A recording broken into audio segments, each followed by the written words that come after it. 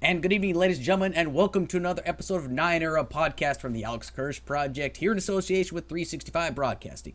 Currently, I'm streaming from YouTube. And if you haven't done so, please go ahead and hit follow, like, and share this podcast out.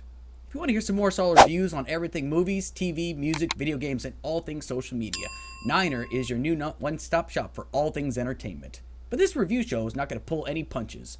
This isn't your typical review show. It's not your normal entertainment review. Be advised, you are now entering a spoiler zone.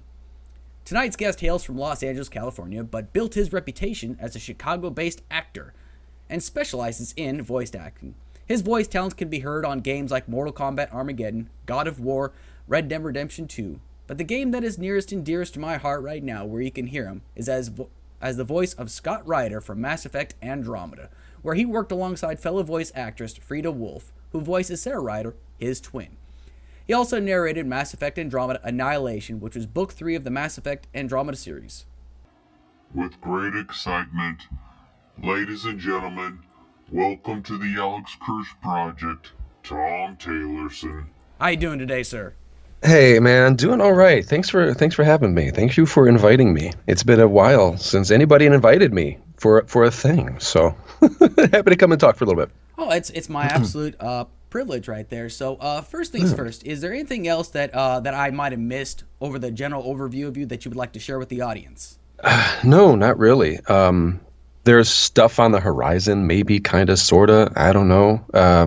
But the usual thing with video games and increasingly animation and everything is you just can't talk about anything. Everything's locked down behind NDAs. For reasons, and I don't know.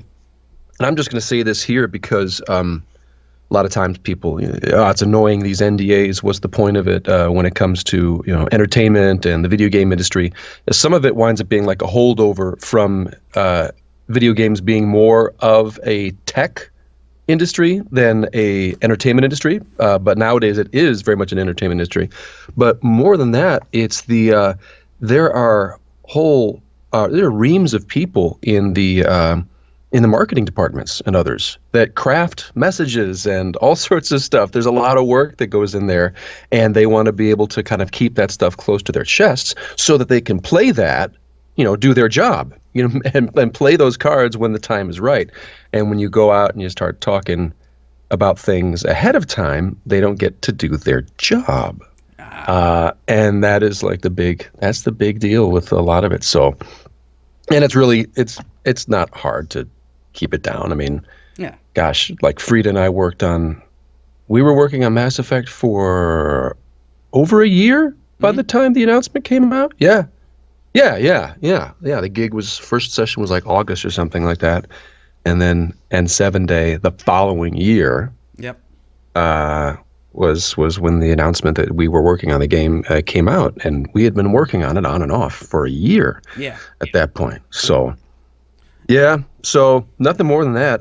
But I will say thank you for listening to Catherine M. Valenti's words in Mass Effect and Mass Effect Annihilation. There, absolutely. That was a lot of fun to work on, and Catherine M. Valenti, but a hell of a writer too. Loved her stuff ahead of time. My daughter's read her books too, and it was really cool to get to do that, especially with because Fryda did the first two books, and that was like the first time she'd ever done audiobook narration, and she was great. She's a natural. Of course.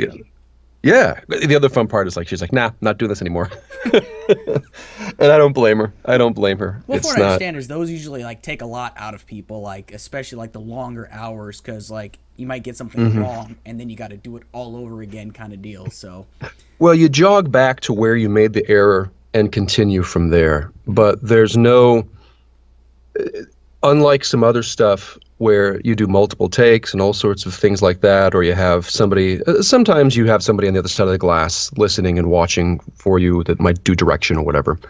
But lots of times, a lot of narrators are home by themselves working, and it's just time. There's no way to be really good at it for it to be more efficient, or or get that one good take and you're done. You have to read a whole book. It's just sitting down and reading a whole book out loud. And some people are very good and just rip through it. They don't make many mistakes, and it's very efficient. But if it takes 7 hours to read that book, that's how long that gig takes. Yeah. So yeah, there's no shortcut, and it's tough. Oh, and absolutely. I was there for like the first book.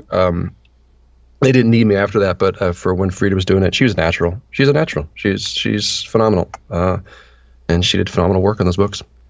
I'm not gonna lie. Like, one of my bucket list things is I would love to do like some sort of a voice acting, because I do voices quite a bit, like impersonations, like here and there and stuff like that. Just because I know it's a lot of fun, but that's just a bucket list thing for me to do. But we're not here to talk about me. I would like to know the first thing. So, what actually got you into the whole voice acting bit? Well, all right. So I went to school for, I'm going to try to keep this tight. We'll see. Because I'm sure a lot of people are tired of this story at this point.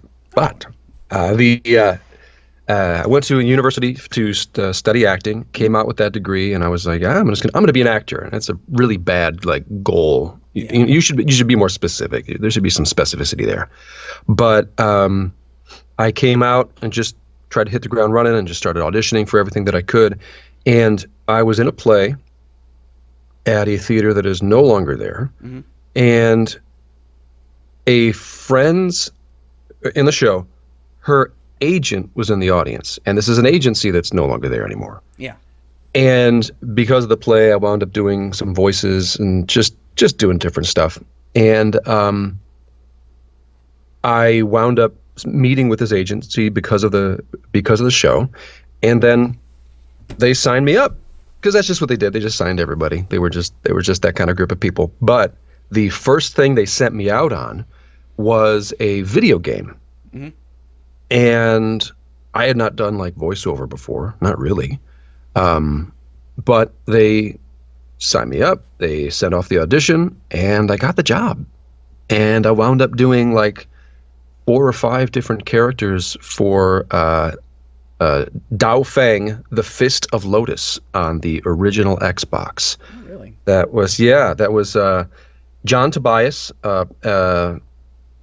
member of John Tobias and Ed Boon, the creators of Mortal Kombat. So John Tobias had created his own studio in Chicago, Studio Gigante, and they were making the first ever fighting game for the original Xbox. Mm-hmm. And I came in, did a bunch of stuff, and I wound up meeting briefly a person who would be like a colleague and friend of mine much later on in life in those sessions. And Deb Dotzer, who teaches voice acting and improv and all sorts of stuff in Chicago. She's amazing. Mm-hmm. And it was just crazy. It was a crazy gig, and I was kind of learning on the fly. I knew what to do because in working with the director there and working with John, which was amazing, I mentioned, hey, I'm a fan. I'm just a kid. Mm-hmm.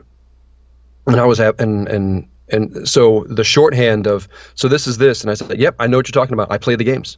I played all the games, dude. And so I was able to quickly just ramp up and get in to perform that thing. And we did it, and suddenly, that's done. But in the meantime, I was trying to do more and more theater. And this voiceover thing was always kind of humming in the background, just on and off, who knows. And then in about, bopped around between a couple different agencies, and I wound up at the agency that I am with in Chicago, and to this day, Grossman and Jack Talent. Wound up with them by 2004. I want to say. Yeah. And I had, again, doing the theater, I worked my way up, trying to get to the big spaces, like Chicago Shakespeare, the Goodman, and wound up at Chicago Shakespeare doing some things, and kind of hit the glass ceiling in Chicago. And it was a situation in which I had joined Actors Equity, the theater acting union, and just the roles kind of dried up. And I was running into situations where I was up against people, friends and colleagues at this point, who were just older than me and had been in the system longer.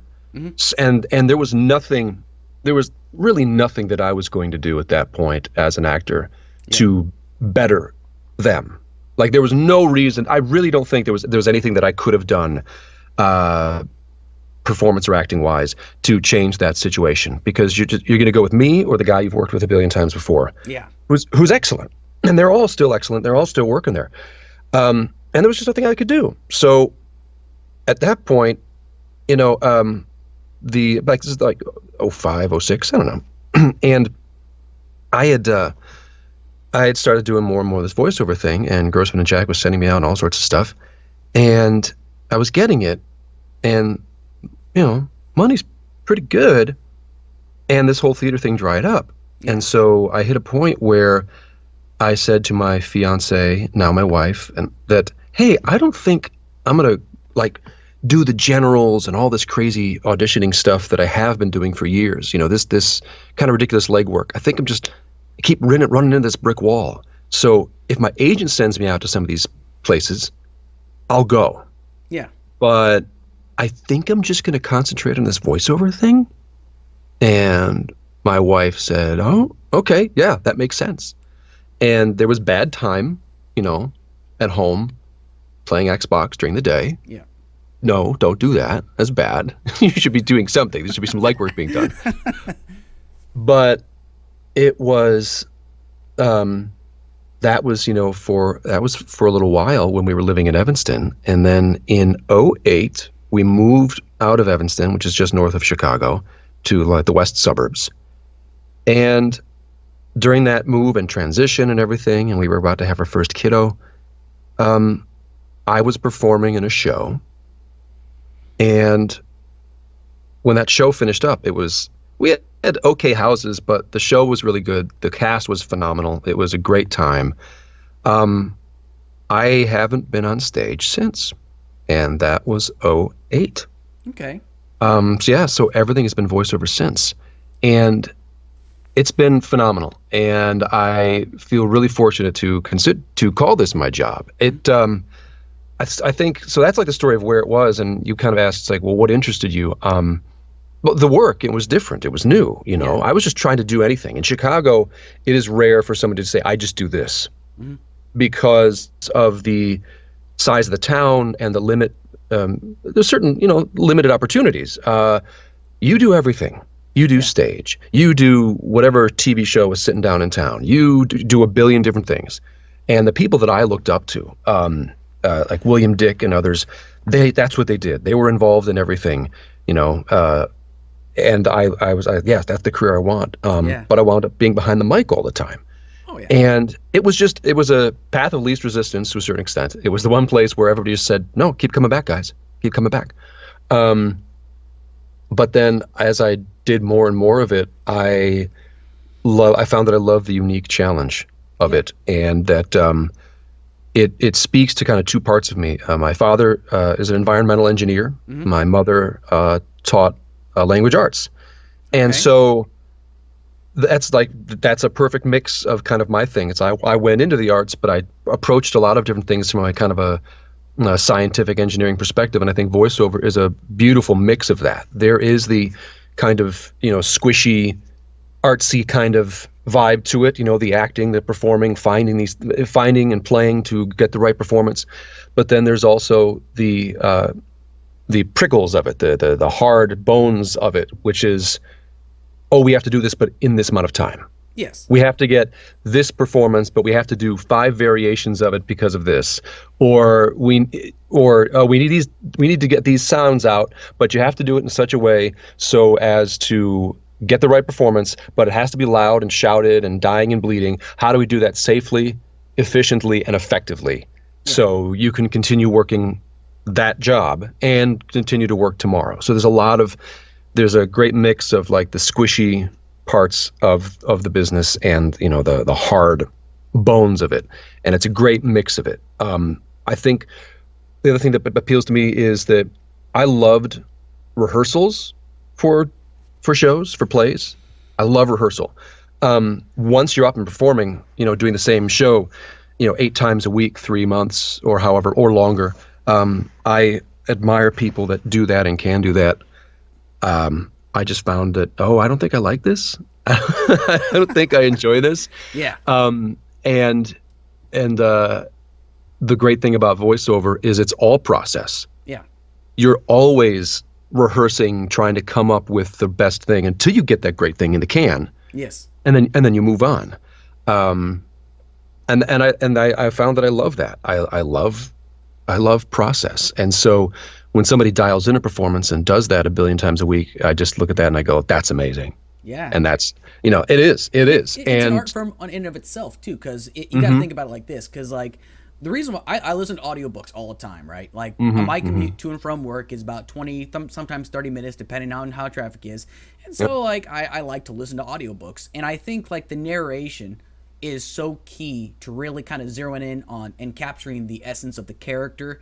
I mean, granted, yes, there are times like when a male character has to impersonate a female character, but as long as that character is able to capture, like you feel like you are still able to identify with that character, you kind of ignore the fact, well, it's a man trying to sound like a woman. Well, no, he's just narrating the book, but you still feel like, yes, you're still capturing the essence of the character. So that's why I love listening to audiobooks like all the time.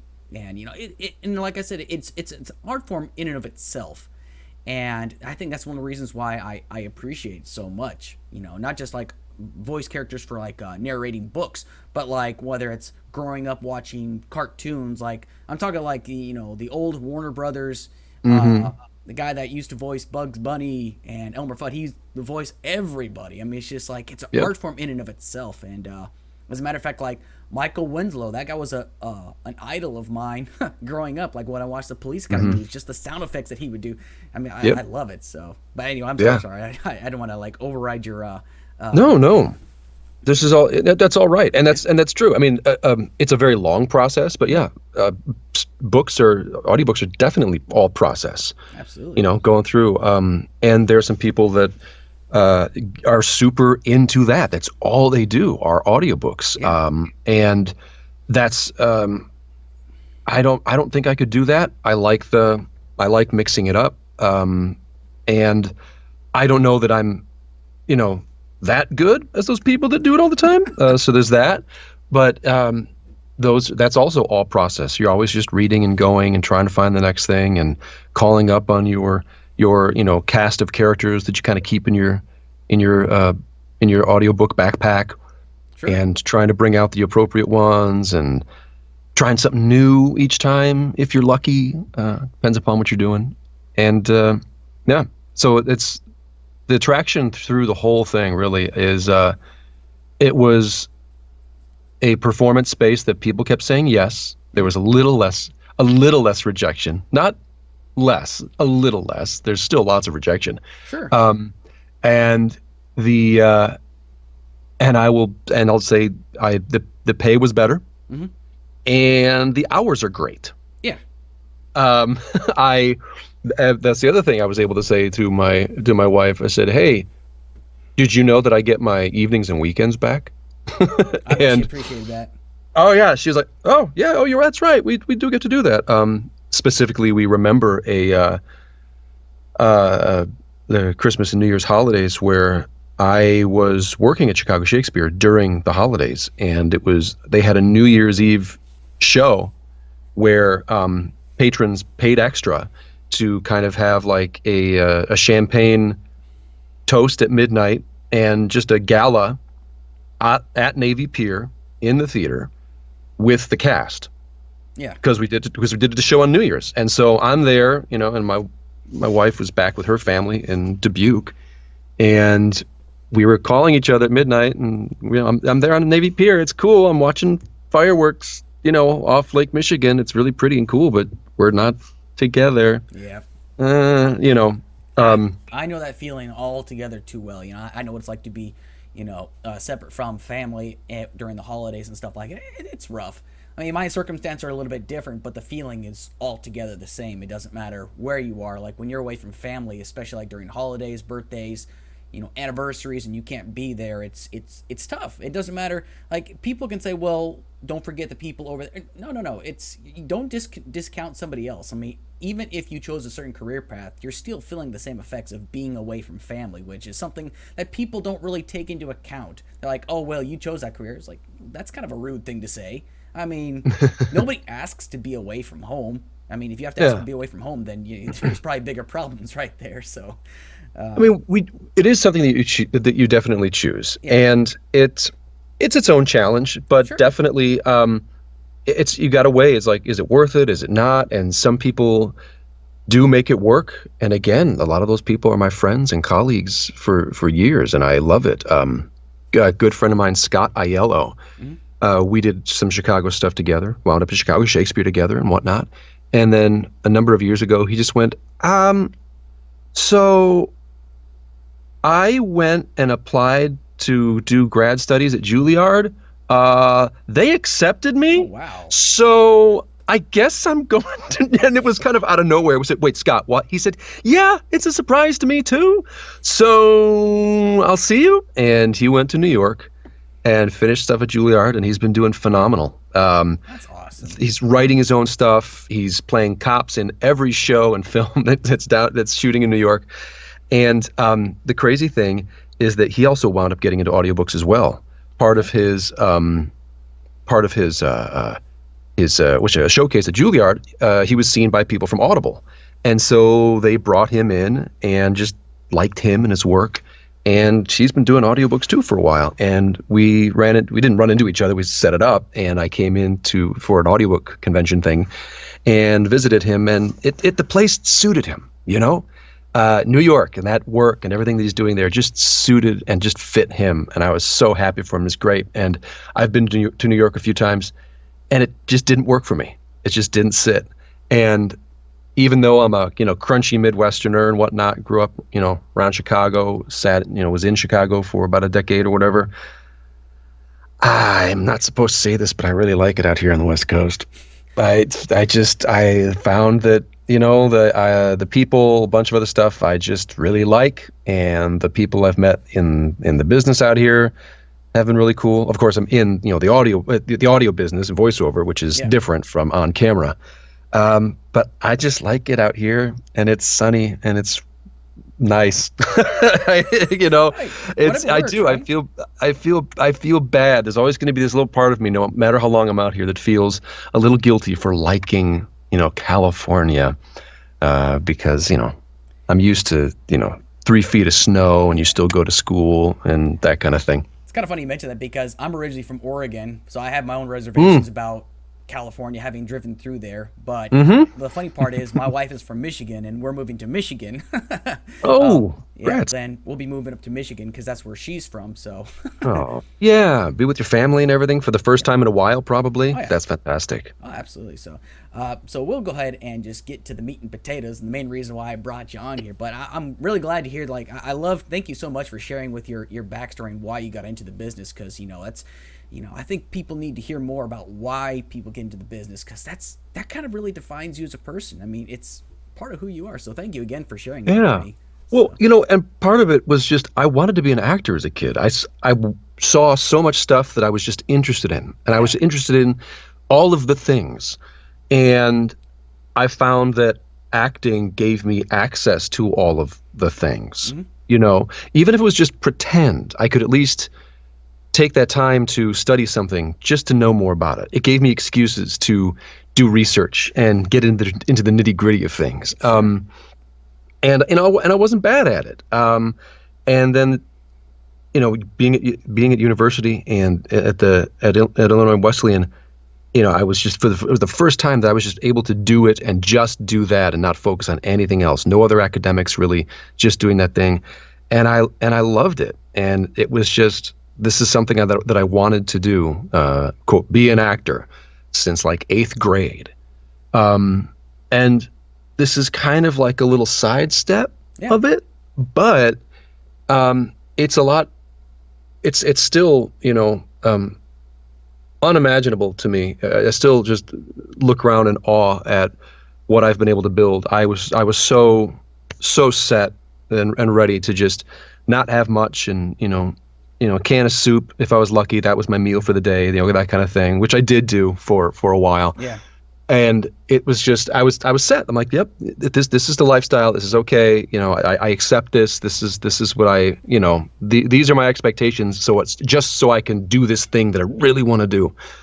And to have been able to, move a bunch and get out here to California and support a family and all sorts of stuff on acting has just been the best, and a privilege. And to know the people I've been able to know and work with the people, just a privilege. That's great. I love hearing stuff like that.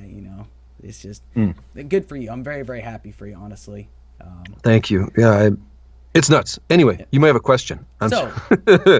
When you first heard about Mass Effect Andromeda, when did you first hear about it, and what made you, say yes to this? Well, it was just an audition. A couple emails come rolling in, and I had been in LA for 3 months at that point, 2 months. Yeah, I came out here in May. The audition came in around August or so. And it was just a slew of auditions. It was like 7 or 8 roles, all with weird secret names. They're trying to hide what the project is. But but some of them had pictures, some of them didn't. And I was just looking at the formatting of the spreadsheet that they send you with the information about the project and about the character. Yeah. And the lines that they needed you to say, the way the dialogue boxes were arrayed. I'm looking at this and I was like, well, this is a Bioware script. Yeah. I knew exactly what I was auditioning for, as much as they try to hide it. Yeah. And I'm looking at this script and I go, holy crap, this is Mass Effect. This is Mass Effect. Yeah. Okay. Okay. And I just auditioned, and I was just, I knew the stuff, and I auditioned for all the parts just to do it. And dropped it. Just you do the audition, you walk. Yeah. You don't think anything. You don't think anything of it. And then on my birthday, I believe it was my birthday, or at least the birthday weekend. Yeah. I get an email saying, "Hey, they're asking about your availability for this thing." And I was like, "Yeah, I'm available." "Hey, is this the thing that I thought?" He's like, "I don't know. We'll wait and see." And then I went back to the audition and I looked at the different roles that I auditioned for. And I noticed that the one that they were asking for me about, the role that they were asking for me to play, all of the other characters in the other auditions were speaking in dialogue to that character. And I was like, is this the player character? What? No. This is bullshit. This is bullshit. This is not the player character. I am placeholder. I am placeholder for this. This isn't real. Okay. Yeah. And then I go in and I'm patched into Canada, to Edmonton, and I'm like, okay, no, this is Mass Effect. This is the real deal. And director says, "Hi, welcome to Mass Effect." And I was like, "Hi, okay, sure." Sweet. And the cool thing is that they would go into something, and as they're directing, as they're trying to figure something else out, and they would say, "So this character is kind of," and they try to describe it, and I'm like, "No, I played all of them." Mm-hmm. "What?" I said, "No, I played the entire trilogy. I've read the books. Yes.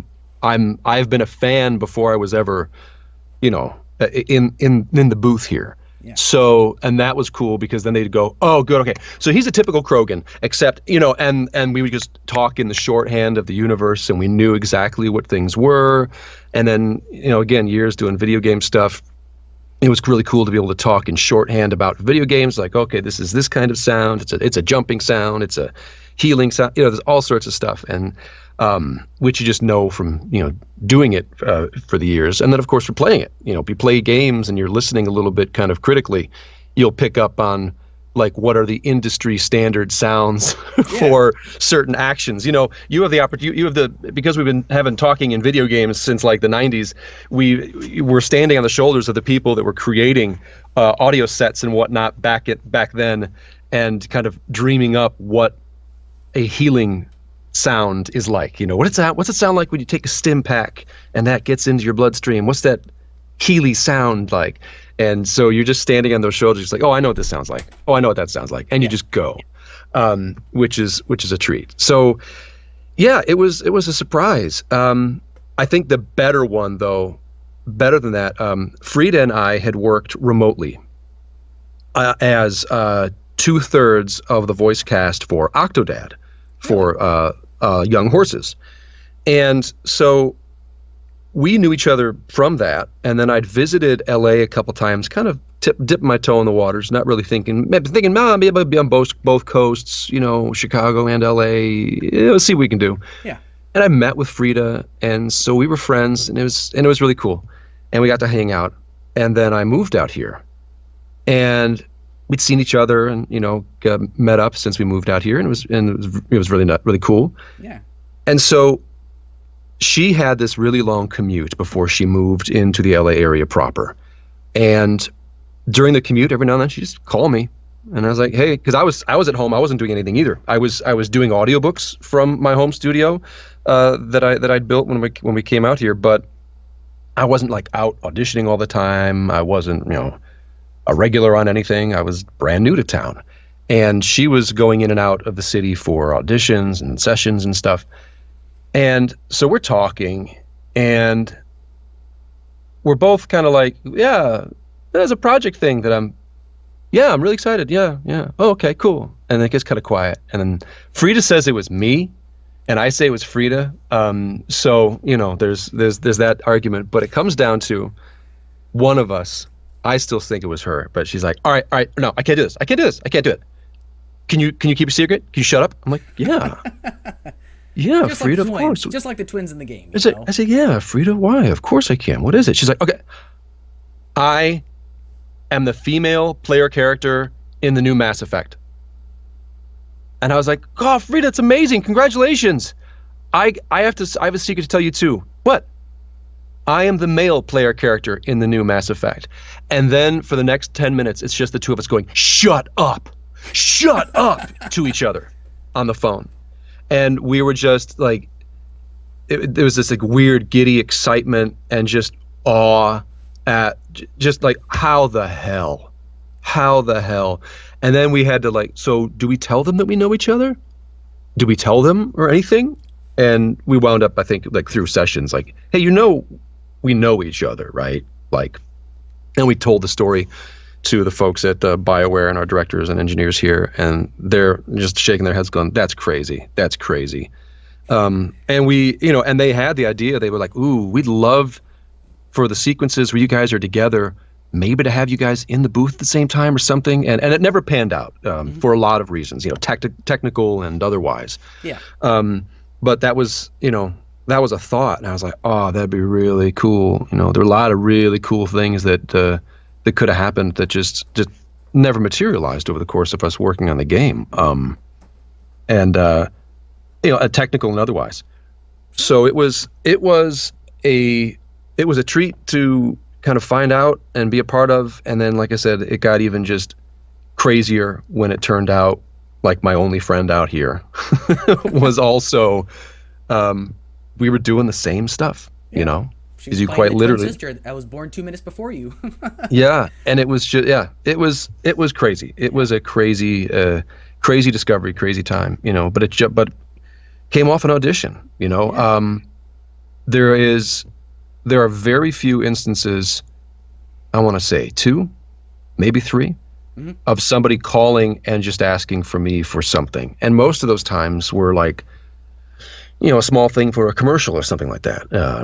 Rarely to never for a game or never for animation or anything like that. And so it's all off that audition, all of it, and you just keep cranking out those auditions and hoping for the best and doing your best. And then when they call you in, you do that thing. Yeah. You do your job, regardless of nerves or anything, but I think some of that nervous energy like played into playing Scott Ryder, especially in the beginning as we first started up, as we were kind of exploring the process and the character and everything like that, and remote direction, and we settled in over time, but still had to remember, hey, remember how this felt, X number of months ago? That's what we're recording for this portion today, as we jump around in the timeline, trying to fill in gaps as the script is being fleshed out. Yeah.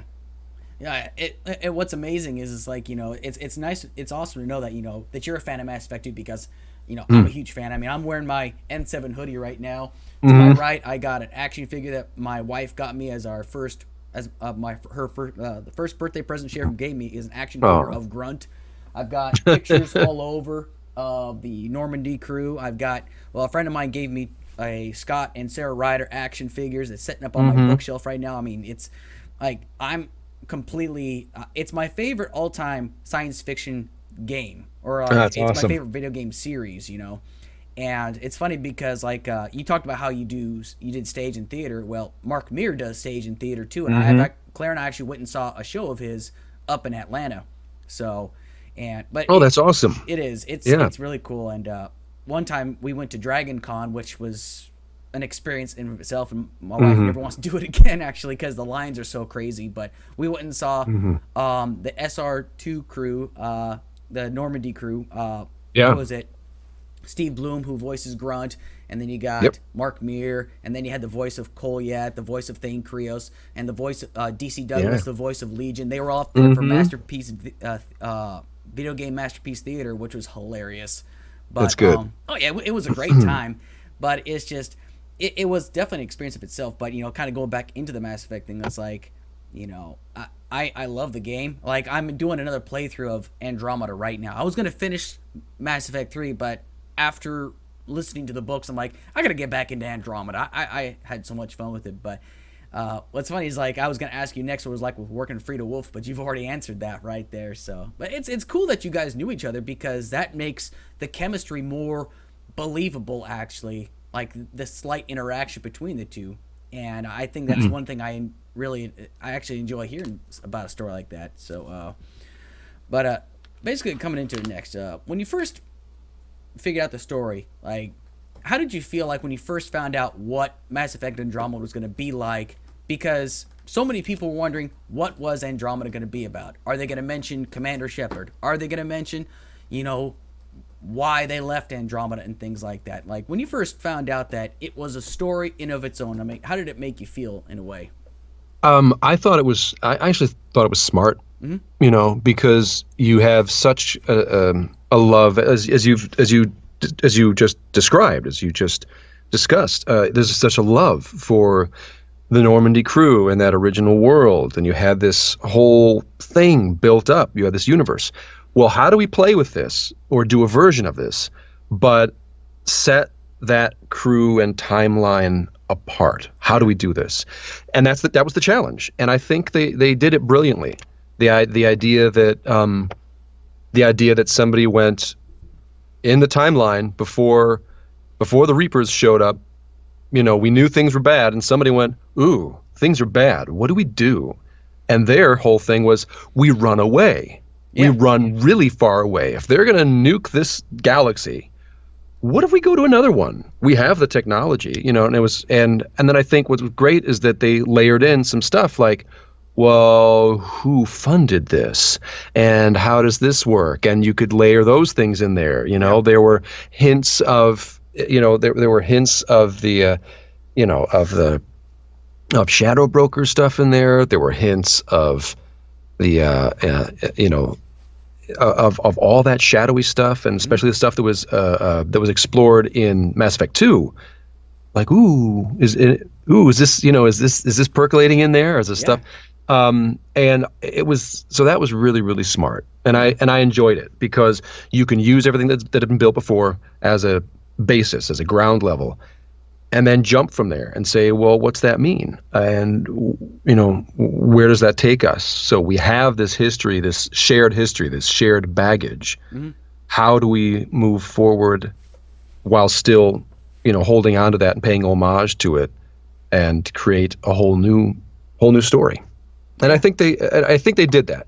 There was some troubles and missteps along the way that were not necessarily about any of that. And it was, and so the final product was, not quite this, but if they'd had the right time and a bunch of other stuff, I think that would have fleshed out even better. You could have had more, Yes. DLC or books and stuff like that. And I think they did right with some of the, some of the books by being able to fleshing some of that stuff out. I really loved. I really again I loved Kat Valenti's, exploration of the Quarian arc, and having and because that's what do you do? And I think they just told her, hey, we're not doing X, Y, and Z. So remember the way we kind of constrained you initially because we were going to do stuff. We're not doing stuff. Go. Yeah. Go. And I think she did. And I think it was a good, really good book and good story because of that. Absolutely. And the thing is, like, and I'm pretty sure I'll get your point of view on this as well, because, like, when Mass Effect Andromeda first came out, right, and people that, like, that's all they do is, like, play games and review and stuff like that, like Angry Joe, I know he's really just brutalized the game itself. But the thing was, like, when I played it and when I finished it, I actually enjoyed it. I was just looking forward to the Quarian arc DLC, which we never got, but, I get it. Things don't always turn out like that. I felt that Mass Effect Andromeda, while some of the criticisms were, justified in a way, like, for example, like, I don't know how I feel about this, but, like, after Alec Ryder dies, the whether you're Sarah Ryder or Scott Ryder, it just seems a little blah. I mean, sometimes it was like, there were times when I felt like, it could have been executed better, but I'm not one to really judge. That's just my personal opinion on it. But the thing is, though, is the story in and of itself, I love it. I think it's incredible. And the thing I love most about it is I actually relate to the writers more than I relate to Shepard because of the general attitude that Scott and Sarah had. And I found it more enjoyable that way. And the reason why I enjoy the story more is because it doesn't need to ride on Shepard's coattails. It doesn't need that. I mean, they could have not known what happened, and this game still, I think, would have been successful. But I felt like when Scott Ryder finds out what happened in the Milky Way galaxy, it kind of acts, because I've watched that YouTube video multiple times, one of the many where people record it. And I still get chills of, like, whenever, Scott finds out this is what happened this is why we left the Milky Way galaxy in the first place, because the Reapers were coming to wipe out all galactic life. But it's just, I do think, kind of going back into it, is that I felt Mass Effect Andromeda got a lot of unnecessary flack, and I'm not, going to say any names as to why it got pushed out. Excuse me, I'm sorry. There's something caught in my throat. But the thing is that I felt that there are a lot of, people that were expecting perfection instead of just enjoying the experience of Andromeda, which I still do to this day. I still play the multiplayer. I love the multiplayer. I think they could have changed it up a little bit, but, it's just, I mean, do you think that some of the criticism that people had about Andromeda might be they're just being a little, nitpicky, or do you think some of it was kind of justified? I mean, what do you think about that? Well, I think a lot of the trouble that came out of it is everybody wanted, two. We wanted more of the same. Yeah. They wanted they wanted the thing, and what they were trying to do up in Edmonton, they were like, well, we want some of the same. Again, that baggage, the place, but we want to do a new story. As to, like, how successful and unsuccessful that story was, like, especially in the moment, I had no idea. We recorded lots of the major story beats earlier, so a lot of the major cutscenes, because those were done, those were written first, but that was still out of order. Yeah. And then we were spending a lot of time then over the course of the next, year or whatever, filling in those gaps, and based upon what writing was done. And that was also out of order. So I had no idea really how anything would play out until, until the game was actually out and was put together. Oh, sure. So I think there was expectations were part of it. And then, you've probably seen the Jason Schreier article from at that point, Kotaku, talking about, what happened in production. And I think the other portion, was probably a lot of troubles with that. It had a troubled production schedule and general troubled production. Yeah. Even though some parts of it, showed really, really well. Oh yeah. I remember we were recording some B-roll footage for like YouTube or whatever. The day some of the team from Canada had come down for E3, for the big Mass Effect 3 reveal at E3. Mm-hmm. And they were showing the Liam the Liam loyalty mission sequence on the road to right. I love right? that level. Yeah, and everybody does. It was probably one of the most strongly written. Mm-hmm. It was well played out, and it was Mass Effect-y, but it was a new and different thing, and it played well in front of the audience. There's stuff that was like that, and you could probably point to the polish in there, probably because they needed to have that slice ready for E3, but also because we did that was early on. I remember recording that pretty early in the process and just nailing it, and we were laughing and enjoying recording it, and we were like, okay, yeah, this is good. This is really, really good stuff. Yeah. Sorry. No, but so I think the whole thing is a mix of, troubled production, expectations rather than sitting and playing, and there were a lot of things going on. I think it was an amalgam of all of that stuff all at once, and everybody, hoping for the second coming of Mass Effect, and then everybody going, oh, yeah, there's a lot of it, and then you get the sales stuff, you get the business side of it, and EA expects one thing, and it doesn't do that thing. And so the whole thing kind of gets, shuttered and shut down because of those kind of, gross expectations. Not gross isn't like disgusting, but like too big, a lot. And that was, there's a lot of things that came into it, and so it came out, did its thing, and then we all go, okay. It's a better game now. I mean, now that's all patched up and put together. Mm-hmm. And then friend of mine showed me some mods some people have done to the PC version, and I just thought, wow, that's really cool. And then one of them, gosh, who did they do? The director character, Foster Addison. Addison or something like that, and they're just like, yeah, and this mod also makes her prettier, and I'm like, what are you doing? Guys, you've done so much wonderful work. It's just one of those things that the mod community is genius and beautiful and amazing. And then at the same time, it's like, we also have the power to do this. I think I'm going to do this. It's like, no, it's okay.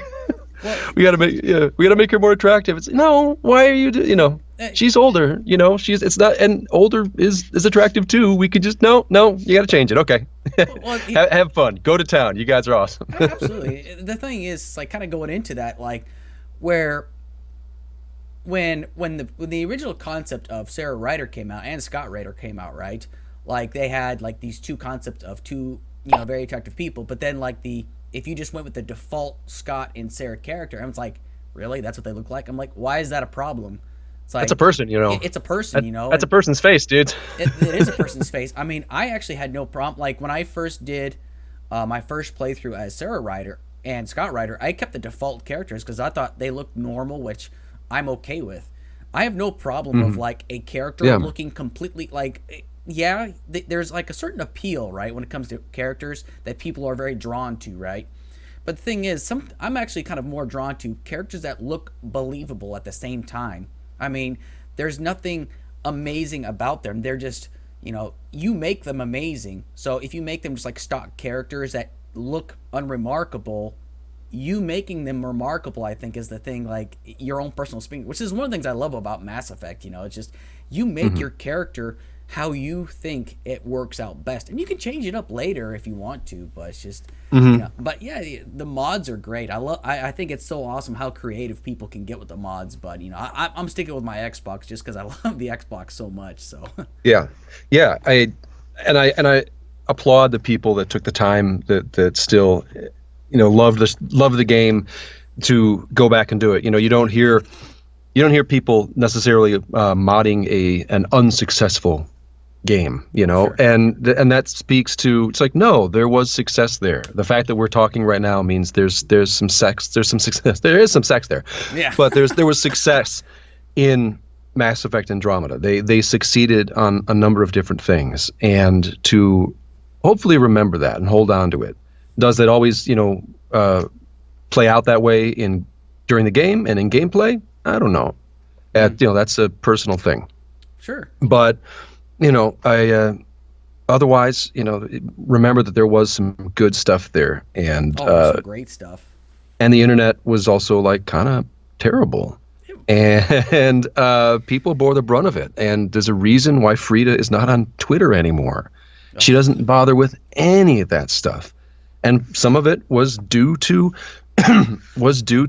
just the harassment around Mass Effect, and then after that, because Fryda doesn't suffer any fools. Fryda doesn't put up with garbage. She doesn't, and she's outspoken, and she's a smart, tough, outspoken lady, and she's gonna be that way. And unfortunately, online, especially in the game space and things like that, there's a subset that is mean and nasty towards that, and those people can rot somewhere. And I don't want to hear it either. But Fryda, I think, did the smart thing and was like, nah, I'm done. This was the girl who had like signed. She was ready with like photos and other stuff of Mass Effect characters and some other stuff, of Sarah and all this. She was all ready to do that thing. She was ready to do the thing. And then she was like, no, that's not the thing that I want to do. And she shut all that down. Shut down the internet stuff and just concentrated on doing her thing. And she is successfully to this day, gotta say, little jealous. She's got the reoccurring, she's got the Trolls show, is that Netflix? She's on Trolls, a few different things. And she just month ago or whatever, Loba in Apex Legends, so she's a legend. Okay. Like I know half of the Apex Legend people, like, personally. Yeah. Which is really cool and crazy. No, every time I play, there's like something else. She was in Dauntless and all these other things, and I'm just like, yep.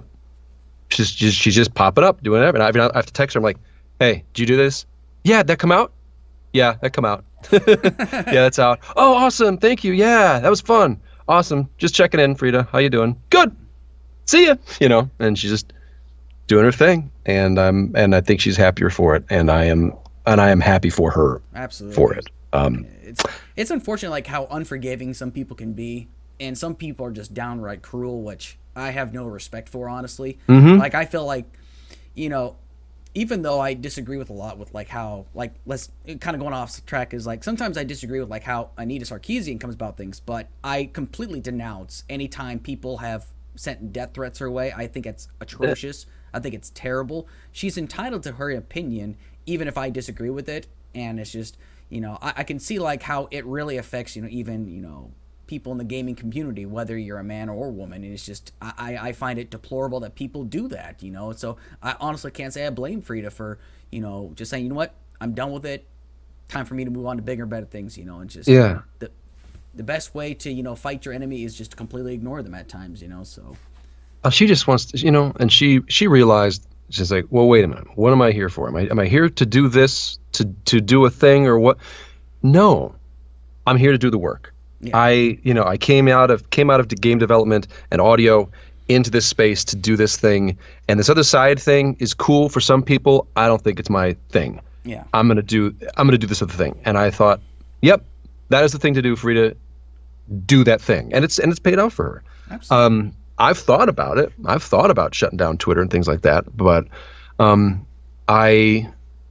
not where she is, and I don't feel like I can do it just yet. And then in addition to that, if ever I do wind up having more of a platform or something like that, as the generic white guy, I can use that platform for good and Sure. retweet things to support marginalized communities and other things like that. This is the great thing about Mass Effect is the fan base is a great conglomeration of people and communities and a fan base that there are a lot of like marginalized communities together in that fan base, and I love it and I love them. And if there's anything that I can do to support that, then I'm going to do it. I'm going to say it. I am going to do that. And then I wind up writing a line sometimes too in my online space. And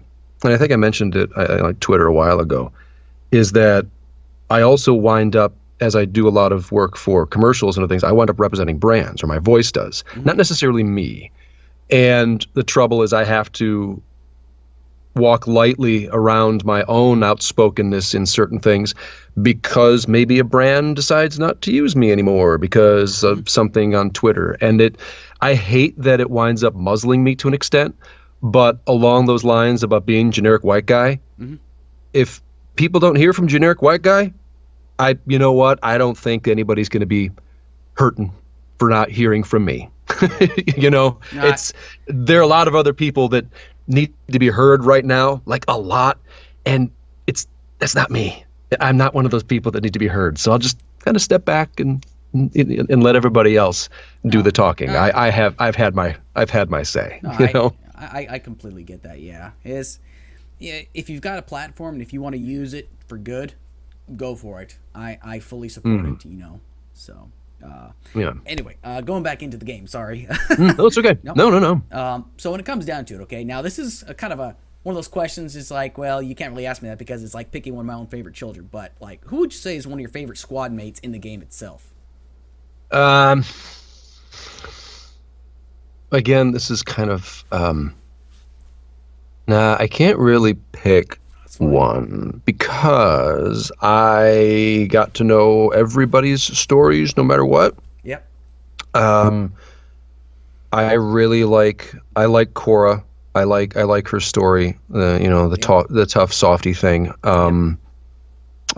Just because of that loyalty mission layout, the Rose Garden thing, which I thought was was cute. Yeah. I really like Vetra, and part of that's just I like Danielle. Danielle's really cool. Yeah. So that's good. Liam was a great character. Again, that loyalty mission is fantastic. Oh, I love it. I think one of my favorite parts about it was like anytime like when I've done that mission where I think it's like the bad guy opens up the airlock and you're about to get sucked out, I always select Liam. Hold me, just because like I have to, because like there are some people that are just like that kind of smart ass kind of person, so it just like it makes the character more believable and stuff. We leaned into that. There was a lot of it, and there were parts of that were definitely made that way, and we were screwing around. Yeah. But we left it. We're like, no, I think this is it, and that was part of the thing with Scott, Scott and Sarah was they were kids, so to speak. Like big time, and we wanted to explore the uncertainty of that, but then also the kind of casual flippancy. They're just they're just kids kind of gallivanting around the universe with powerful weapons, and then hopefully explore that even if it didn't play out because you could be sarcastic the whole time through, but that transition from literally walking in Dad's shoes and just being a kid, kind of finding their way to hopefully by the end of the game, being a leader. And whether that played out, debatable. Yeah. But maybe what if there was going to be DLC that explored that, or something else where we explore? Okay, now they're settling down. I loved the possible storyline where you. Oh my gosh, I'm forgetting the engineer. Oh crap. It's okay. Yeah, Gil, where you could explore like starting a family with Gil. And Gil's like, I think I want to like, and and it's like, do you want to do this? Is this a thing? And I loved that idea. I loved that idea, just story wise. And I got to speak to some of the writers working on that later on, and I said, I loved the possibility of that in that space. You know, this young person deciding to do this, being a leader, and like in a game down the line or whatever, maybe it's X time later. How do you deal with that? How do you deal with being a young parent, but oh wait, you're leading the Space Force? It's just it's a space that has not been explored like in the Mass Effect world. Yes. And then of course that relationship, that again, talk about marginalized communities and people like having new and different stories told, right? Sure. A same-sex couple having a kid, especially like in a video game, it's like, yeah, like even exploring that is like, oh, that's cool, that's different. And that's why I loved that relationship. And I was like, ooh, this is new, this is interesting, this is different. I want to see where this goes. Like, where does how do you play this out in this space? So I don't know if I have like a companion, that I like, because I like them all a lot because they're all just they're really good. And then like half of them are literally like real life friends. Their actors are fair. Real life friends. No, it's a completely fair answer. I mean, I usually ask that question, even though, like I said, it's like having to choose who's your favorite child. Essentially, it just, like whenever whoever I usually take on a mission, like 9 out of 10 times, I always take Drac just because I love Krogans. I mean, I always take him with me, like the great angry grandpa. I always take him with me everywhere just because he's hilarious as hell. But, Oh yeah. But I'll change it up from time to time. But like I always take Drac with me on a mission everywhere I go, just because like he's a fun character. I mean, my favorite character of all time is Rex from the trilogy. But it's just I love Drac. I mean, Drac is a fun character.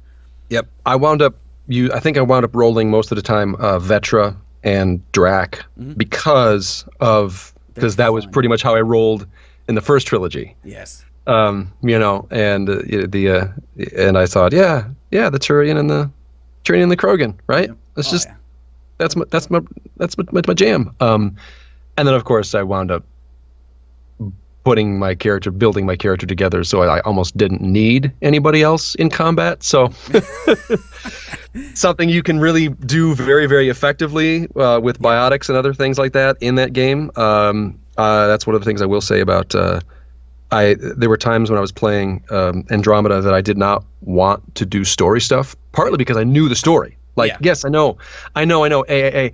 And also I enjoyed the heck out of the combat, and I messaged the combat designers and other people like that in the team, and like we're buddy on Twitter or whatever. And I said, yo, I love the combat in this thing. It's just I just want to go around and do this combat. I don't want to talk to anybody. I have literally done that for real, for realsies. I don't want to do it anymore. I want to, skip. Which is the worst, because I don't do that when I play games usually, because at least until I've heard the dialogue once before, because that's somebody's work. That's a bunch of people's work. Don't skip it, don't ignore it. Please be respectful. But I found myself doing that during the game later on, because I just that combat's so good. I completely I get that 100%. I mean, it's just like, you've already experienced it. I mean, I'll ask you this though: is like whenever you're doing like playing the game, do you ever find yourself as like, let's say for example, Scott Ryder's doing a role? Are you like voicing along with it, or are you just like kind of like moving your lips along with it, or? No, trying not to listen, because that is like I'm trying not to critique my own work. Because that's what I'm gonna do. It's just what I do. Yeah. That's how I work. But I never played as Scott. Okay. I always played as Sarah, because I didn't want to. You talk about taking yourself out of the game. I wanted to play the game and enjoy the game, but talk about taking yourself right out, and that would just ruin it for me. Is doing that. So I played as Sarah, and that's how I rolled it. And so I'd listen a little bit, and I'd just go, yeah, I remember doing that. That was cool. And that's about it. I just, Ignore it. Ignore it. Try not to try not to critique your work because that's just what I do. Oh yeah, right. I get it. I'm my own worst critic sometimes too. Sometimes I second guess myself when stuff like this goes down. Like, man, I could have done that so much better. But it's just I completely get that. When it comes down to the game itself, is like, what would you say is like one of your favorite moments of the game, or it's just, oh god, there's just so many I can't even begin to count like what my favorite moments are, or is this just one that really kind of sticks out with you? In the game, like Yeah, in the game. just I have a loyalty mission. This we talked about it already. But the Liam loyalty mission, that was a lot of fun to do. We had a lot of fun working on that. Again, like so much about the game is less about the enjoyment for me of playing the game as working on the game. It was about process. It was about that thing. I loved that. I loved having our like outside of that, our last session, we had a couple things to pick up, and then we were just wrapping up, and then we had the Bioware Be in Mass Effect contest winners, and they came in to record their stuff, and we got Fryda and I got to hang out and meet them, and that was awesome, and they were awesome, and then we went out to dinner with them, and it was just a total treat. That last session, just all the directors got everybody together as best we could, and hanging out with Carrie, and the winners of the contests who were fantastic, and that was a real special one because they were like, Sarah, do we want to say anything? I'm like, no, to the winners, and they get in the booth and they just knocked it out. I'm like, why are we saying anything? These guys are fine. What crap? Watch out for our jobs. These guys are really good. They still are. And it's like, yeah, I got nothing to say. They're fantastic. They're doing fantastic stuff. No direction needed. So those are cool things. But in the game itself, I don't know. Like that Liam loyalty mission is still like, it's just, it's like I said, it was written early, put together early. It's tight. I think it is indicative of if they could have like used that as like the basis for the whole game. Like the whole game could have been that, I think. And it was tight. So here's my big question for Mass Effect Andromeda. Okay, now if you know the answer to this, you don't have to say it, but do we know, or do you think we'd ever find out who the benefactor was? Or does nobody know who the benefactor is? None of us know. I'm just a dumb bunny actor. I don't know. I would like to think somebody with a Mass Effect Bible, up north knows, maybe. But I don't think we get to know right now. And I do not know if we ever get to find out. Do you have any suspicions? No. I'm not one to go down into like fanfic territory. I'm happy to sit and wait and hope that somebody decides to pick up the ball down the line. Maybe I'm involved, maybe not. I think, like yourself, there are a lot of people that would like to know more about that story. But I think, that's above our pay grade at this point. Somebody's going to have to say, this is what we're going to do, and we're going to pick it up. Do we pick up with the Andromeda crew? Do we not? Who knows? After what had happened, I don't know that we get to do that. So we'll see. It's strange times. I just know that we got a Dragon Age on the way. So who knows? Who knows when we get to see a Mass Effect again? But we got a Dragon Age on the way. So I won't lie. Like a friend of mine and I were talking about it a while back, actually, and it was just like talking about who the benefactor might be. And my suspicion is it's somebody that at one point worked for the Shadow Broker, possibly an Asari, and possibly defected away once like Liara took charge as the Shadow Broker, because nobody else had that kind of information, or it was like very, very limited. The only people that knew about like the Reaper threat was the benefactor, Cerberus, and the Shadow Broker, the only people that actually believed it. Aside Commander Shepard put aside, but that's just like my only suspicion because there's nobody else out there that has the resources. Because we have to remember the Asari had the advantage of withholding a lot of technology from the rest of the races, so it wouldn't be too far fetched. But that's just my own personal belief, and she probably just wiped her records from Liara's database. That's why Liara doesn't know anything about it. So that's just my own pure speculation right there. But it's just like the one question that kind of really edges at people. People are wondering, what if it's Jan Garson, or what if it's somebody that's still in cryo sleep? What if it is the Shadow? I was like, it couldn't be the Shadow Broker because the Shadow Broker's dead. Right. But it could very well be entirely possible. So. And I think we'll kind of go into like one of our last topics, which is about the books. Because the books, I felt like the books really summed up a lot of what wasn't covered in the game, which it's no fault of the writers because there was a lot of dialogue to begin with. I think there was more dialogue in Mass Effect Andromeda, like in some scenes than most games actually, which I think was great.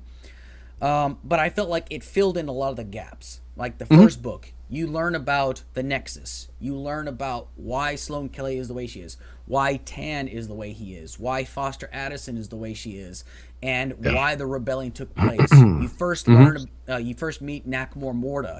It's just, you learn so much about why the Resistance took up. You learn about Calyx, which I don't think I think learning about Calyx is really essential. Because then it really defines. You learn more about Sloane when you learn about Calyx, the Turian who started the uprising. And the first book was great.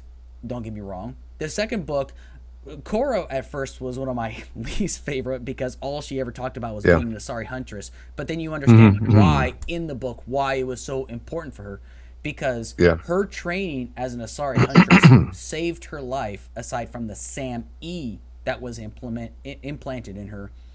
But the reason why I think, Annihilation's my favorite, it's because it's the forgotten story that never got told in the game. Yep. And I loved Annihilation because, and like I talked to you on Twitter about how you got to actually modulate your voice to fit the characters, like Yorick, who I think is my favorite character in the book. You got to modulate your voice to be an Elcor. And you nailed down the what's it called, the rhythm of when a Volus will speak and take an inhale. I mean, I felt like the repetition, the cadence of it was perfect. The Batarian voices. I mean, I'd say it was perfectly done across the board. And the story in and of itself. The story in and of itself, the reason why I like it is because nobody really suspects Aquarian from being bad aside from Golo from the second. The second Mass Effect book, but nobody ever really pictures Aquarian being the antagonist. But this time, there was Aquarian that was a protagonist and Aquarian that was an antagonist. So but it's just, I feel like the books are great because, like I said, they fill in so many gaps, and I just feel like people need to read these books. I mean. I know you worked on the third book, but what's your perception on why people should read the books? I think what you just said is exactly it. If you are hungry for more Mass Effect or you wished for more out of Andromeda, I think those books really did do a lot of that. They got some phenomenal authors to pen those things. I think there were times when those authors were they were reined in a little bit because they said, here are the constraints of your storytelling. And and what you can and cannot write and how things play out because Bioware was going to do something more, and then they didn't, unfortunately, which is when they set Kat free, I think, and she ran with it. I think she did phenomenal work. So, like what you were saying, if you want more of that, you want more of that space, you want more of those people, this is the best place to get it. Unless you want to replay something for the foreseeable future. This is the best we're going to get. And I think all the books do a very good job of giving you more of that space. Absolutely. And I hope, please Read the books. Listen to the books. They are good. They are. I really think that they're, and like I said, I mean, even I even thought it was like, do I really need to listen to Cora? But I'm glad I did, because you learn about why she had such initial resentment in a way towards the Ryder twins. It's because she felt she was the next line of succession because Alec Ryder believed in her, and that's why she was tested. That's why she was truly initiated into the initiative, and I really appreciate her character more now. And I know people, I might give her a lot of grief of saying how she's an Asari Huntress. Yes, yes, yes, I get it. But the thing is, now it all makes sense as to why she is that way. And I thought the author of the book did a great job of capturing that. And now it kind of seems like it complements her character more. And now you understand why she is who she is. And, but going into Annihilation again, it's so fascinating because once again, this time you've got a female Drell. Not too many times did we encounter a female Drell in any of the trilogy games, so it was good to see a female Drell. Never seen a Batarian female. They're hardly ever mentioned in the books, in the other books. Like I think it was in book 1 that you heard one. A female Volus. Didn't see any female Voluses. It's just they gave you different characters you just weren't really used to hearing. And for the first time ever, they took center stage. They were the important characters. So I think that's one of the reasons why I enjoy it more, is because I'm the kind of guy that I like the support characters. I like support. The people that tend to be forgotten. And at this point, Annihilation, and I think you said it perfectly, the author of Annihilation captured and really, I think she actually took the time to actually study some of the culture of these species, and she did, like you said, she just kind of went with it. Yeah, she really did, and she just got to have a lot of fun and put a lot of unexpected characters in there. And I was just along for the ride. I really just, I when I was going through it and prepping and looking at the book, I just thought, oh, I know what to do with this. I know what to do with this. This is playtime. Okay, it was not a challenging book to work on in that respect. It was fun, and I don't always say that I have fun working on audiobooks. I don't always get to say that. There's a lot of challenge in them most of the time, and that one was just a breeze top to bottom because it was fun, because it was new and different, and I got to play. And the wonderful people at Blackstone let me play. They didn't edit out the Volus stuff. They, you know what I mean? I thought, I said, I think they knew I was making a choice, and they just gave me some latitude. They're So like, glad they Tom, did. yeah, Tom knows what he's doing. He knows the thing. He's doing this on purpose. This is for punctuation. This is a thing. And I don't know. I've never got to ask, but maybe the engineer played Mass Effect and knew what I was doing. But, yeah, it was just, that was an absolute blast to work on. And then I got to kind of know online, the author, Kat Valenti, and I'm like, hey, Kat, loved working on the book, love your other stuff. And so that's a treat. I was a fan. And so I was like, ooh, I get to do this, Well, it kind of reminds me of when I listened to one of the Doctor Who audiobooks, because I'm a huge Whovian as well. And when they did Doctor Who Engines of War, which was the War Doctor story, Nicholas Briggs actually got to do Dalek voices, which it sent a chill down my spine all over again. And I felt it was so important to capture, because it really, once again, when you did the Elcor annoying, putting the emotion before actual speaking, that's so important. It's so vital that you capture the true essence of the character like that, and it makes the character once again come to life more. And I think one thing I liked about it was in the story where the sick Batarian, right? And what was it, where Yorick thought he was quoting Hamlet, but the Batarian had no idea what he was talking about. It's like, what are you talking about? It's like, you've never listened to Hamlet before? And the guy's like, no, I've never ever heard that before. And he kind of felt insulted that he would think that it's related to a human bit. But it's just, you really, really captured how, those creatures are. And how Elcor, the only way for them to communicate how they feel is by saying how they feel. at the time. And if you just kind of like, if they said, nope, you have to stick to it, you can't bring in the emotion, I think it just wouldn't have succeeded as much. But, you know, again, that's my personal point of view, but I'm sure you completely agree on that. Oh yeah, it's like I said, it's she. I'm a slave to the author's whim, you know, especially with the audiobooks, and however it's written, you do it. And she wrote it so well and so right, and I was like, I'll just say the words and do the thing. And then I knew with the opportunity there, I thought, well, you know, I'm already coming in as writer to do this, so there's going to be that selling point. I'm like, well, if I'm going to do this one, let's do it for the fans. Let's do it for somebody who's listening, you know, looking for more Mass Effect. Like, give it Mass Effect, you know. So I went out of my way to make sure it's like, okay, how does the Batarians, you know, what did Mark do? Oh, okay, it's this. Okay, what's the female Batarian? Okay, well, let's do this with it. And, you know, making sure the accents were there and all these other things like that. And then like, well, what's also the easy dumb thing to do? It's like, well, when you read it as, so do the narration portions of it, do it as Scott. Just read it as Scott. You know, what would Scott sound like narrating a book? And so I put that in there, and like I said, it was a treat from top to bottom. And you just, she wrote it so well that if you just do justice to the text, the job is done. Yes. And it's good. And that's not always the case with like all books or all audiobooks, but that one particularly, I was really happy to work on it, and it was easy to do because if you just do honor to the text, your job is done. It was a slam dunk. I wholeheartedly agree. And for anybody that has not read or listened to the books, you know, whatever your preference is, like I usually like to listen to audiobooks, like I said, when I'm on my way to work or if I'm doing chores around the house.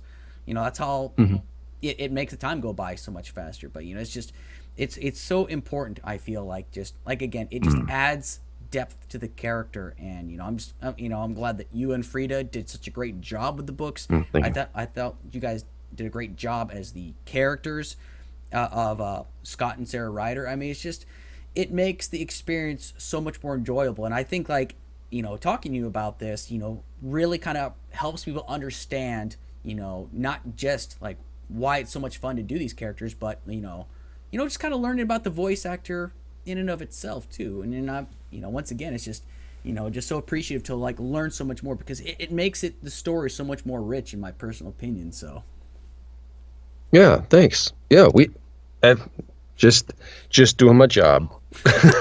I was happy to have that one, and I don't usually get to hear from listeners. One of the things is I usually don't get feedback on stuff, especially the books, and the books are kind of my day job. That's what I'm doing all the time as I audition for other projects. Yeah. And so it's really heartening to hear listeners like you say, "Hey, that was good." and I was like, "Oh, good, thank you." Not only somebody's listening, but they're enjoying it. So thank you for listening. That's what I say to anybody who's ever listened to any audiobook that I have ever done ever. Yeah. Thank you for listening. Oh, because usually those go out into the void, and I have no idea. Well, if more people like actually tune in, and those that are watching this want to comment, you're free to comment however you see fit. You know.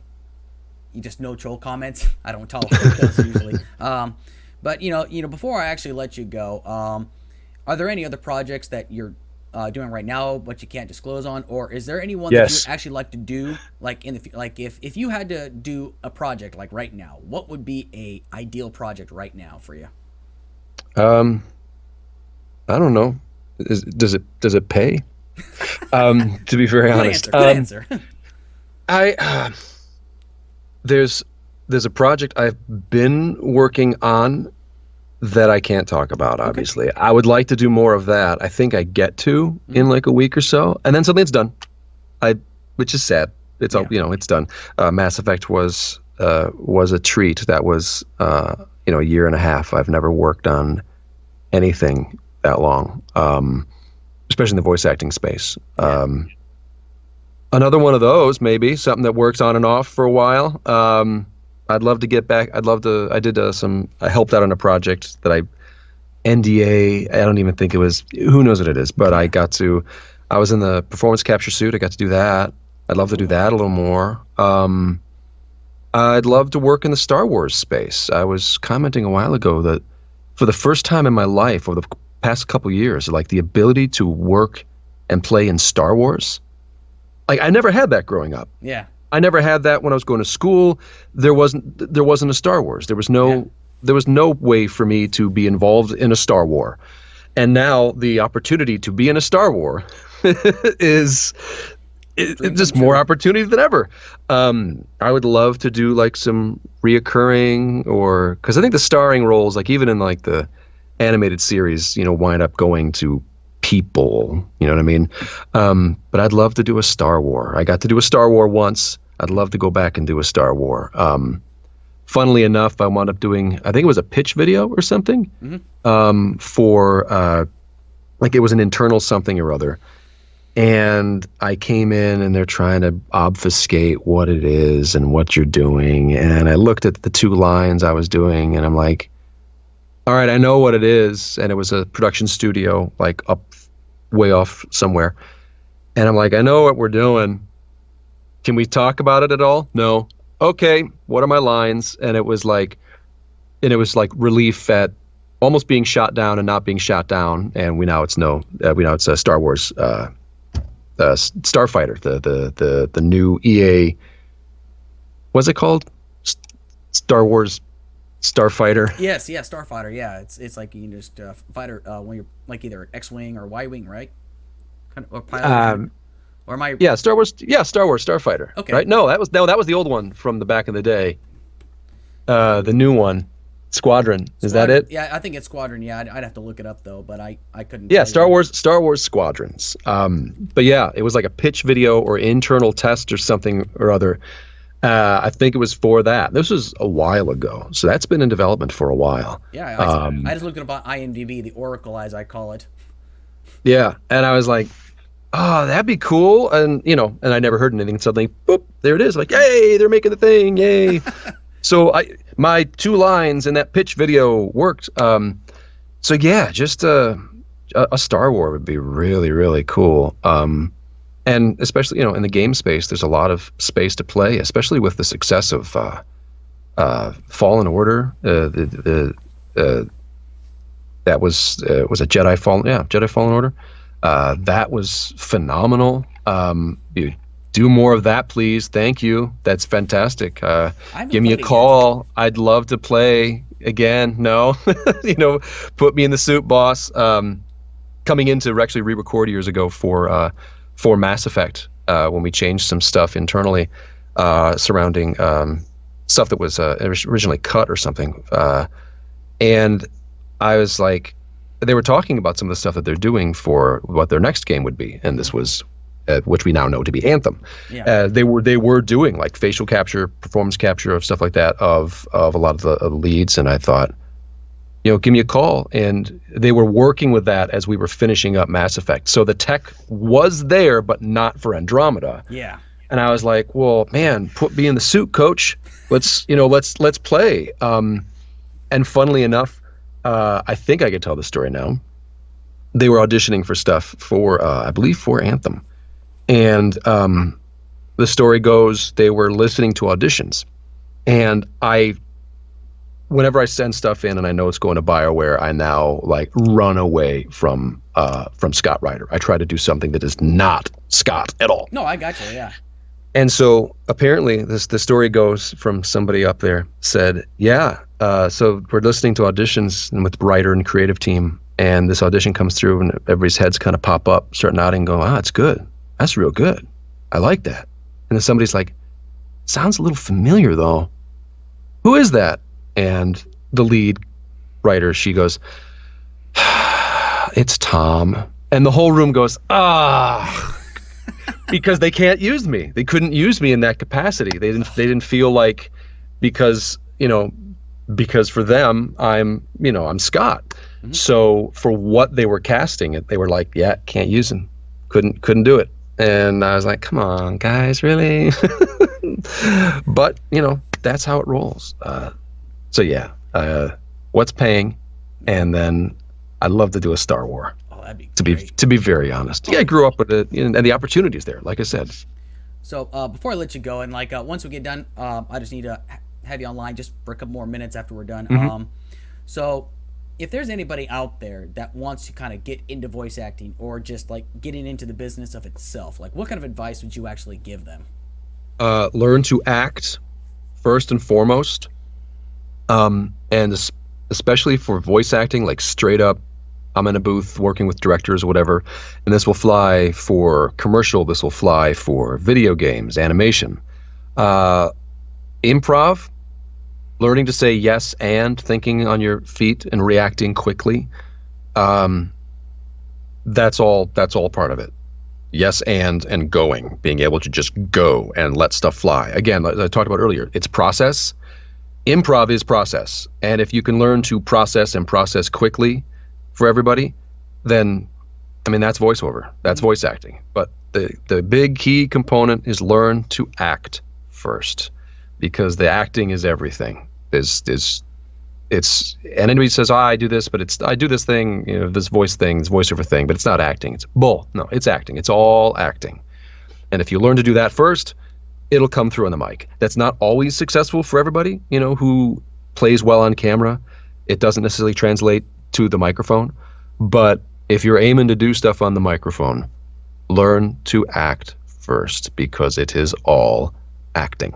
Yeah, makes but plus you got to have a stepping stone too, because some people, they think they're going to go into acting and they're going to get the first role and they're going to get the top paying. No, you got to start somewhere. I mean, Rome wasn't built in a day, and I guess it probably just requires a lot of patience too, right? Yes, patience. The thick skin thing, even though you're supposed to be, available and sensitive. Yet at the same time, thick-skinned. Do all these things at once, Sure. But keep it inside. Is that from the birdcage? Yeah, it's a birdcage, right? Twyla. But it's all inside. Yeah, that's comedies. Oh yeah, and it's. But that's kind of the thing. It's this dichotomy of, okay, you need to be open and available and accessible and mushy and everything like that. Oh, but the business part of the business requires that you need to be thick-skinned and tough and resilient, and it's crazy. You wonder why everybody needs therapy. It's because of all this push-pull, this particular dichotomy at all times. Mm-hmm. And so that's perseverance. I think. People say, "Oh, you're persevered for so long. This is, you've got great, there's stamina." I was like, "No, I'm just a pain in the ass. I'm stubborn." He's like, "No, you persevered." I said, "No, I'm stubborn." Somebody said, "No," and I don't care for that. And so I keep coming back. As much as I kind of went. But at the same time, having a little bit of versatility, bend like the reed in the wind, and that's kind of what I felt like when the whole theater stuff stopped. Like I kept hitting that brick wall, but then I was able to, move around and kind of transition into this space, which works for me and is better for me. I think that is a key component. I think it's not so much being tough or hard. It is about being supple. It is about being pliant. Yes. So it's the Bruce Lee. Be like water. Yeah. Water can be hard and hit as like and knock you over like a waterfall or a rushing river, but it can also be soft and pliant and slip through the crack. And I think that's what you got to do to make it as an actor. Those are great words of wisdom right there. I'm sure, anybody that wants to aspire to do that, I'm sure they would really appreciate that. So, but anyway, Tom, I just want to say thank you so much for being a part of this. I mean, this to me was like a really awesome experience right here. So I just thank you again so much. Sure, man. Thanks for asking. I appreciate it. Oh, absolutely. So anyway, folks, thank you so much. If you haven't done so, please like, comment, subscribe, share, what have you. Please check out these books. Please check out the Mass Effect Andromeda books. They are great books. They're great, narrated by two great people. Be sure to check out Tom's other work. You'll find him on IMDb. Everything that he's ever worked on, everything he's been accredited for. Be sure to give him a shout out here and there. Let him know he's done great things. So anyway, thank you so very much, everybody. Thank you. Enjoy the rest of your weekend. Thank you. You too.